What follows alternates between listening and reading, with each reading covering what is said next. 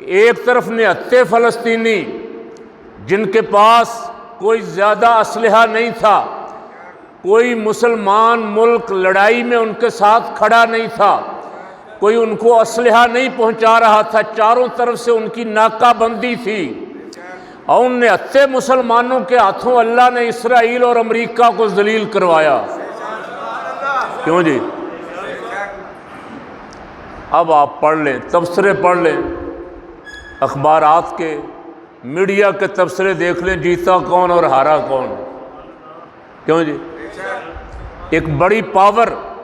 جسے اسلحے کا گھمنڈ تھا، جس کو یہ پتہ تھا امریکہ میرے پیچھے ہے، یورپ میرے پیچھے ہے، کفر کی ساری طاقتیں میرے پیچھے ہیں، وہ طاقت اگر خود جنگ بندی کے لیے منت سماجت پہ آ جائے، وہ اگر امریکی صدر کو منت کر کے کہے کہ ہماری جنگ بندی کرواؤ، ہمارا نقصان ہو رہا ہے، ہمارے ہاں خوف و ہراس پھیل گیا ہے، ہمارے لوگ خوف زدہ ہو گئے ہیں، تو پھر یہ ماننا پڑے گا کہ جیت الحمدللہ فلسطینیوں کی ہوئی،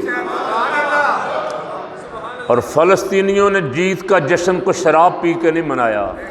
کو ناچ گانا کر کے نہیں منایا، مسجد اقصیٰ میں سجدہ شکر ادا کر کے منایا۔ لاکھوں کی تعداد میں فلسطینی جس دن جنگ بندی ہوئی ہے، اسی دن مسجد اقصیٰ میں،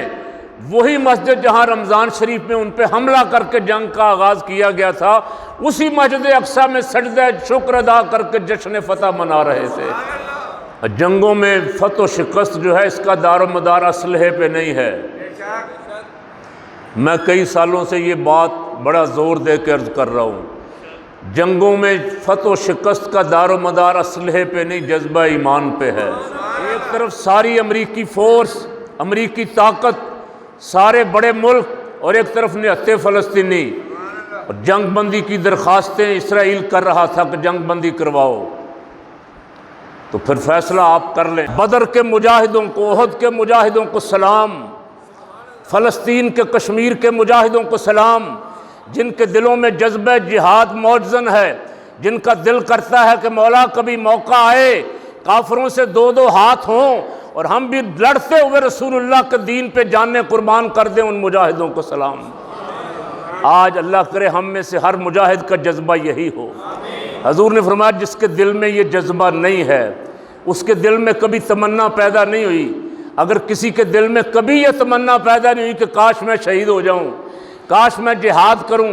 تو حضور فرماتے ہیں کہ وہ سمجھ لے کہ وہ منافق ہے، مومن نہیں ہے۔